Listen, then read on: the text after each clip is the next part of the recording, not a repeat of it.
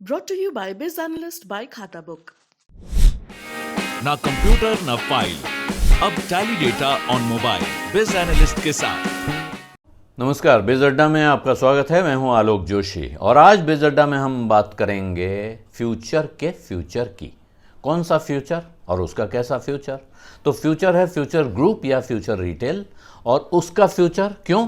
क्योंकि अचानक वहाँ हुआ यह है कि अमेज़ॉन फ्यूचर की लड़ाई में जो झगड़ा चल रहा था, मूल रूप से कहा जा रहा है कि साहब दुनिया के सबसे बड़े आदमी, सबसे अमीर आदमी और भारत के सबसे अमीर आदमी मुकेश अंबानी के बीच झगड़ा चल रहा है, जिसमें किशोर बियानी चक्की में पिस जैसे रहे थे, वो जो कि फ्यूचर रिटेल के हेड थे।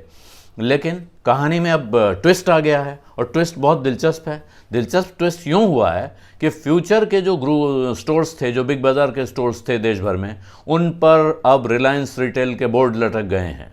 और ये 25 फरवरी की शाम रात में हुआ है और रिलायंस रिटेल के बोर्ड लग गए। उनके कर्मचारियों को कह दिया गया कि भाई अब ये दुकान उनकी तो बंद हो रही है, हम यहाँ दुकान खोल रहे हैं, आप चाहें तो हमसे अपॉइंटमेंट लेटर ले लीजिए, हमारे यहाँ काम करिए, और अगर आप यहाँ काम नहीं करना चाहते हैं तो वहाँ क्या होगा, कैसे होगा, वो आप जानिए, वो जाने। इससे पहले की कहानी क्या है? इससे पहले की कहानी ये है कि फ्यूचर ग्रुप एक बहुत बड़े कर्ज में डूबा हुआ था।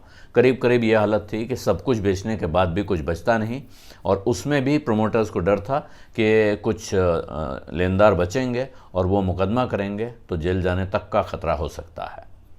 ऐसी सूरत में बड़ी मुश्किल में फ्यूचर ने तय पाया कि साहब अपना रिटेल होलसेल कारोबार सारा बेच दिया जाए रिलायंस को।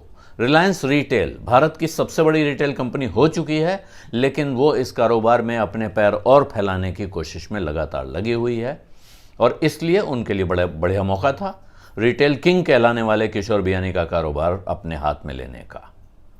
ये सौदा हो रहा था, होते होते लगभग 25,000 करोड़ का सौदा था कि अचानक एक पेंच आ गया।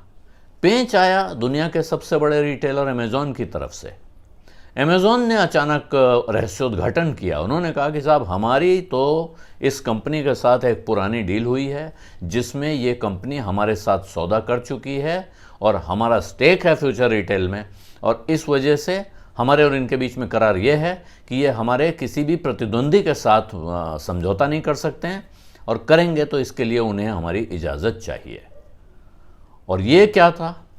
इस सौदे के बारे में हम लोग पहले भी बात कर चुके हैं, लेकिन ये बड़ा इंटरेस्टिंग सौदा था। आप जो किसी स्टोर में जाते हैं, वहाँ आपका एक लॉयल्टी कार्ड वगैरह बनता है, उस तरह के कार्ड बनाने का, वाउचर बनाने का फ्यूचर कूपन्स नाम की एक कंपनी थी जो उस तरह के कूपन या कार्ड इशू करती थी। उस कंपनी में अमेज़ॉन ने एक हिस्सा लिया था। उस कंपनी का फ्यूचर रिटेल में हिस्सा था, जिस रास्ते से इनडायरेक्टली फ्यूचर रिटेल में अमेज़ॉन की हिस्सेदारी हो गई। अमेज़ॉन उस वक्त ये लिख कर दे चुका था कि हमारा इस सौदे के जरिए फ्यूचर रिटेल के रिटेल कारोबार में आने का कोई इरादा नहीं है। ये बात कंपटीशन कमीशन ऑफ इंडिया के सामने दी गई थी, क्योंकि कंपटीशन कमीशन ऑफ इंडिया ऐसी चीज़ों को देखता है जिसमें विदेशी कंपनियां भारत के किसी ऐसे कारोबार में आकर मोनोपोली क्रिएट कर सकती हैं। लेकिन अब उसने अपनी बात बदल दी और सिंगापुर में जाकर ट्रिब्यूनल में उसने विवाद खड़ा कर दिया, जिसकी वजह से यह सौदा लगभग 1.5-2 साल से अटका हुआ है।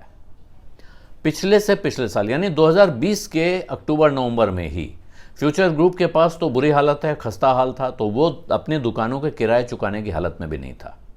वो किराए क्योंकि नहीं चुका पा रहा था, भर नहीं पा रहा था, और उसको मकान मालिकों ने नोटिस देने शुरू कर दिए थे कि आप अपनी दुकान खाली करिए, नहीं तो किराया चुकाइए। ऐसे में रिलायंस एक तरह से कहिए तो देवदूत की तरह आया, वाइट नाइट कहते हैं अंग्रेजी में, मददगार के तौर पे आया, और उसने प्रस्ताव ये दिया कि साहब ऐसा करते हैं कि ये जो लीज़ आपकी हैं अलग अलग जगह, इन लीज़ को हम ले लेते हैं। जहाँ जहाँ कोई मकान मालिक शिकायत कर रहा है, उस मकान मालिक से वो दुकान हम लीज़ पे ले लेते हैं और हम आपको सबलेट कर देंगे, यानी आप हमारे किराएदार हो जाओगे, उनका किराया हम चुका देंगे, आपसे किराया हम बाद में ले लेंगे, हमारा आपका सौदा होने वाला है, तो उस सौदे में हम ये पैसा काट लेंगे, तो हमें आपसे कोई चिंता है नहीं कि पैसा मिलेगा नहीं मिलेगा। बड़ी अच्छी डील है, बहुत बढ़िया सौदा था। इस नाते किसी को पता नहीं चला कि ये सौदा हुआ। कोरोना का काल था, कितने स्टोर बंद हो गए, कितनों पे ताला लगा रहा, ये किसी को खबर नहीं लगी। लेकिन धीरे धीरे ये हाल हुआ कि करीब करीब सारे स्टोर्स अब रिलायंस के हाथ में हैं। उसका असली किराएदार अब रिलायंस हो गया है और सबलेट वो कर रहे थे फ्यूचर रिटेल को। लेकिन 25 फरवरी की तारीख मैंने आपको बताई। 25 फरवरी को रिलायंस ने अचानक इनको ये कर्मचारियों को कहा कि हम दुकान बंद हो रही है, हम खाली करवा रहे हैं, और उनको ऑफर दे दिया कि आइए हमारे यहाँ नौकरी कर लीजिए, और बाहर बोर्ड लगा दिया रिलायंस रिटेल के बोर्ड लगाने शुरू कर दिए गए।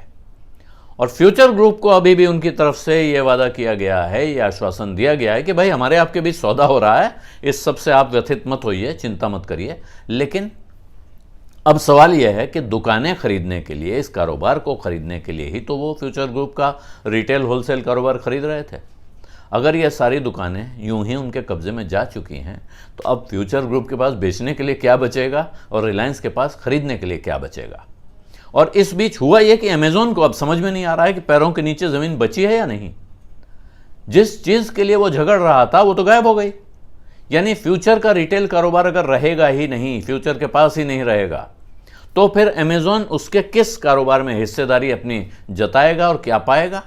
ये देखकर अचानक उनके वकील भी जागे और उन्होंने अदालत में प्रस्ताव रख दिया कि साहब बड़े तमाम तरह के विवाद चल रहे हैं, झगड़े चल रहे हैं, इनसे कुछ होने वाला नहीं है, हम ऐसा करते हैं कि हम अदालत के बाहर मामला सुलटा लेते हैं। तो अब वो अदालत से बाहर मामला सुलटाने का प्रस्ताव लाए हैं। इस बीच इन दोनों के बीच में अब फंसा हुआ है फ्यूचर ग्रुप। उसको ये समझना है कि वो अमेजोन के साथ क्या सुलटा ले, क्या समझ ले, और अगर वो सुलटा लेगा, समझ लेगा, समझौता कर लेगा, उसके बाद वो रिलायंस के साथ क्या सौदा करेगा। और रिलायंस अब इस परिस्थिति में आ गया है कि अगर वो बाजार में अपनी साख, इज्जत, नाम बचाना चाहता है तो शायद वो किशोर बियानी की कंपनी के साथ इस समझौते को आगे बढ़ाए, उसको कल्मिनेट करे, उसी मुद्रा में जैसे वो करना चाहता था। लेकिन अब वो इस परिस्थिति में है कि वो चाहे तो अपनी शर्तें बदल ले और चाहे तो पूरी तरह उस सौदे से पीछे हट जाए, कह दे कि अब सौदा करने को कुछ है नहीं, तो हम क्या सौदा करें। क्या होगा ये तो भविष्य बताएगा, लेकिन आज की तारीख में परिस्थिति बहुत दिलचस्प हो गई है। एक सोने की चिड़िया जिसका लोगो हुआ करता था जिस ग्रुप का, वो अब बहुत बुरी विकट परिस्थिति में फंसा हुआ दिख रहा है। ऐसा लग रहा है कि चिड़िया फुर्र हो गई। बिज़ अड्डा में आज इतना ही। अब इजाज़त दीजिए। धन्यवाद।